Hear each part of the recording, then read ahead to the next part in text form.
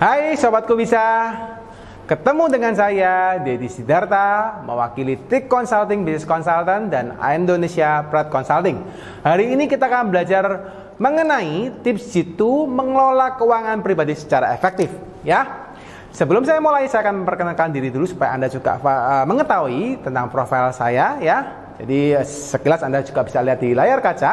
Jadi Deddy Sidarta, ya. Saya founder dan CEO dari The Consulting Business Consultant. Saya juga co-founder dari Indonesian Pride Consulting, chairman dari Billionaire Mindset East Java, ya. Dan juga saya memiliki pengalaman terbang, pengalaman kerja di bidang keuangan kurang lebih 13 tahun di industri keuangan, ya.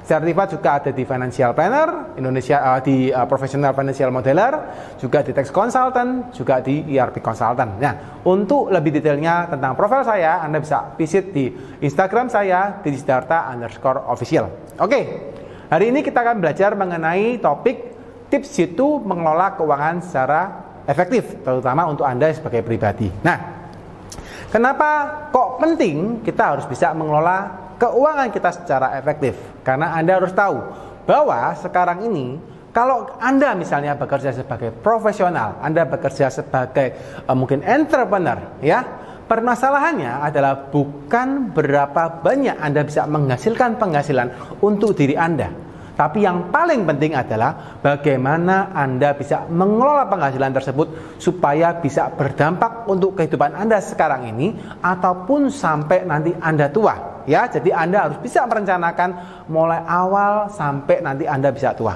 Nah, banyak kejadian di lapangan teman-teman, orang-orang yang bekerja, ya, sama-sama bekerja. Anggaplah orang Bapak Budi gitu ya, Bapak Budi sebagai satu orang yang lain, juga ada Bapak misalnya Bapak Andi gitu ya, Bapak Andi dan Bapak Budi ya. Dua-dua bekerja teman ya, dengan penghasilan mungkin yang kurang lebih sama. Tetapi ketika mereka salah satu, misalnya contoh Bapak Andi, ya, hidupnya dengan berfoya-foya, dapat gaji dia menggunakan gajinya secara maksimal, ya, alias nggak punya tabungan. Tapi Bapak Budi, ya, dia mendapatkan gaji, mendapatkan penghasilan, tapi dia bisa mengelola penghasilannya dengan baik, ya. Dia tidak langsung mengeluarkan seluruh gajinya, banyak yang ditabung, banyak yang diinvestasikan.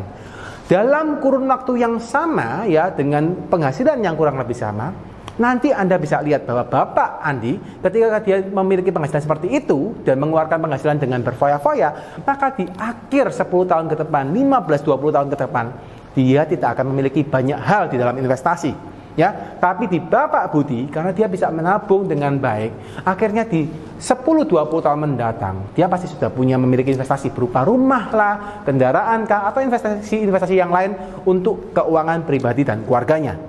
Nah, ini yang harus kita pelajari teman-teman ya.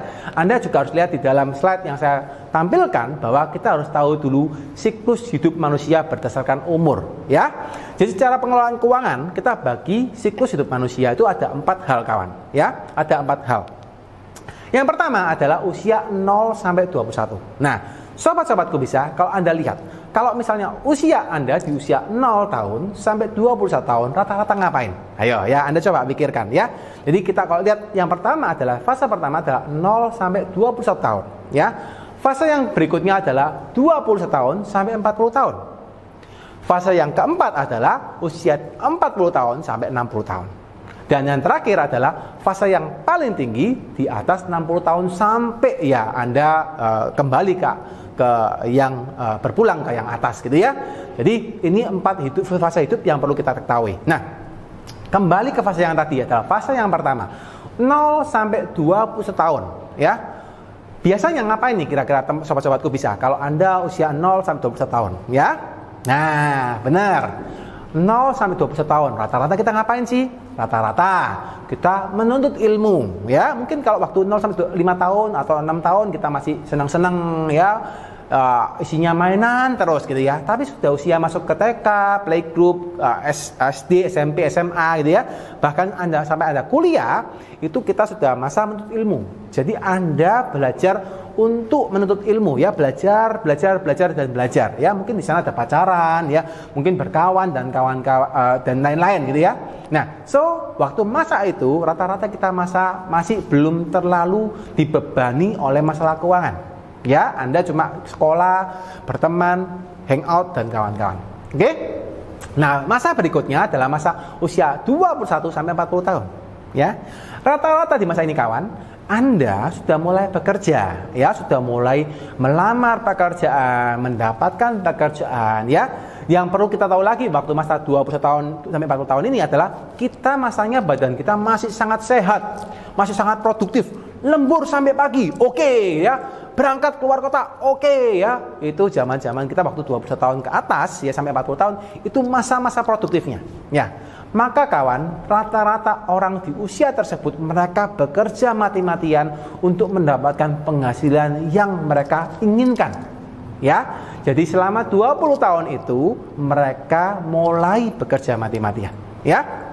Nah, lalu di usia 40 sampai 60 tahun. Nah, ngapain kira-kira kalau 40 sampai 60 tahun, ya? Mungkin Anda lihat, ya, orang-orang usia 40 tahun rata-rata, ya, sudah mulai masuk masa keemasan. Maksudnya apa, Pak?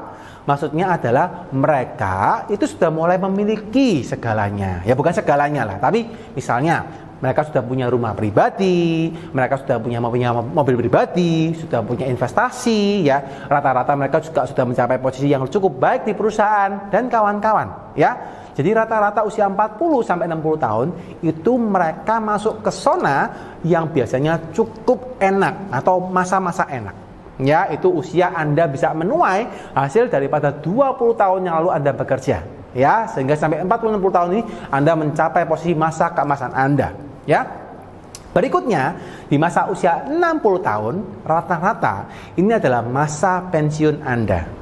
Oke, jadi 60 tahun kata, wah sudah mulai punya anak, punya cucu kayak gitu ya, sudah mulai punya cucu mungkin kalau 60 tahun. Jadi rata-rata sudah mulai pensiun, sudah tidak ngurusin kerjaan, sudah mikirkan ya sudah, saya yang penting sekarang adalah saya mengurusin cucu saya gitu ya, atau saya pengen santai, saya pengen pensiun dan kawan-kawan. Nah, jadi ini sobat yang harus Anda perhatikan bahwa kalau kita lihat dari siklus hidup kita, ya, usia 0 sampai 21 rata-rata kita belum mulai mencari penghasilan.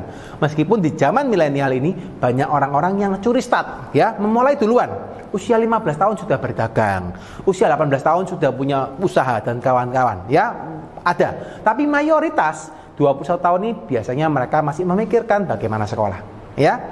Anda baru mulai bekerja itu adalah usia 21 sampai rata-rata umur 60. Oke?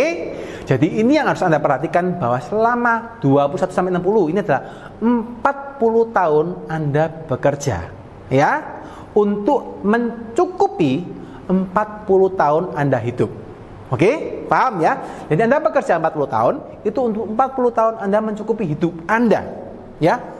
Plus hidup keluarga Anda, ya, entah itu adalah istri Anda, entah itu adalah anak Anda, dan entah itu adalah orang tua Anda, ya.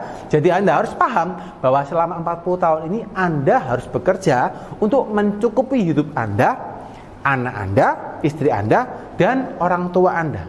Ya, ini yang mungkin Anda akan hadapin di usia 21, 40 ataupun 40 sampai 60. Oke? Ini yang akan terjadi, ya. Lalu yang perlu diperhatikan bahwa selama 40 tahun tadi Anda juga harus bisa menabung untuk usia Anda di atas 60, ya. Jadi Anda harus perhatikan kenapa kok Anda perlu melakukan perencanaan keuangan sejak dini, ya. Karena Anda harus tahu di usia di atas 60 Anda sudah tidak bisa bekerja. Rata-rata kita sudah pensiun, ya. Rata-rata Anda sebagai sobatku bisa Anda juga sudah pensiun. Maka di atas 60 ini Anda harus bisa hidup, ya, dengan keuangan yang sudah Anda dapatkan dari usia sebelum Anda 60. Oke, jadi ini harus ditanamkan baik-baik bahwa pengelolaan keuangan ini harus perlu benar-benar diperhatikan, ya. Nah, hari ini akan saya ajarkan kepada Anda bagaimana supaya Anda, ya, di saat Anda usia 21 sampai Anda usia 60 tahun, Anda benar-benar bisa mengelola keuangan Anda dengan baik dan Anda bisa memenuhi kebutuhan kehidupan keluarga Anda sampai nanti Anda bisa usia pensiun, Anda masih tetap punya dana cadangan untuk Anda hidup pensiun dengan enak. Ya, di garis bawah dengan enak, bukan dengan minta anak, bukan gitu ya, atau dengan kerja lagi, ya bukan. Kita harus atur dari sekarang selama 40 tahun usia Anda sekarang ini, ya. Nah, hari ini akan saya ajarkan 5 cara bagaimana Anda bisa mengatur strategi-strategi keuangan Anda secara basic financial planning yang standar ya. Jadi Anda bisa pelajarin, Anda lakukan secara one day ya, one step sehingga akhirnya Anda bisa melakukan keuangan Anda dengan baik dan akhirnya pensiun bisa dengan enak dan santai ya.